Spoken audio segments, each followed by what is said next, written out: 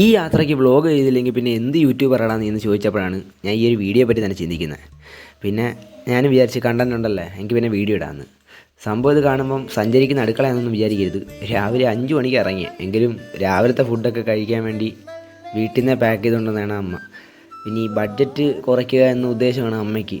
പിന്നെ നമ്മളും വഴി ഒരു നല്ലൊരു സ്പോട്ട് കണ്ടപ്പം അവിടെ നിർത്തി ഫുഡ് കഴിക്കാൻ വേണ്ടി സൈഡ് ഒതുക്കി. അങ്ങനെ നമ്മൾ ഫുഡൊക്കെ കഴിച്ച് ഒരു പ്രകൃതി രമണീയമായ ഒരു അന്തരീക്ഷത്തിൽ നമ്മൾ ഫുഡും കഴിച്ച് പിന്നെ നമ്മൾ നേരെ യാത്രയായപ്പോഴത്തേക്കും ഇറങ്ങിയ സമയത്ത് വലിയ മഴയൊന്നും ഇല്ലായിരുന്നു. എങ്കിലും പിന്നെ അങ്ങോട്ട് ഹൈ റേഞ്ച് കയറി വന്നപ്പോഴത്തേക്കും നല്ല മഴയും കോടമഞ്ഞും ഒക്കെ ആയിരുന്നു. പിന്നെ ആ ഒരു പ്രകൃതി ഭംഗിയൊക്കെ ആസ്വദിച്ച് നമ്മളൊരു കട്ടപ്പന വഴി അങ്ങനെയാണ് നമ്മൾ ആ ഒരു റൂട്ടിലാണ് നമ്മൾ കോളേജ് ചെന്നെത്തുന്നത്. ഒരു ഉച്ചയായി 12 മണിയായി നമുക്ക് കോളേജ് ചെന്നപ്പം. പിന്നെ അവിടെ അഡ്മിഷൻ്റെ പേപ്പറുകളും അതും ഇതൊക്കെ ചെയ്ത് സംഭവം അവിടെ റേഞ്ചിൻ്റെ കട്ട പോലും ഇല്ല.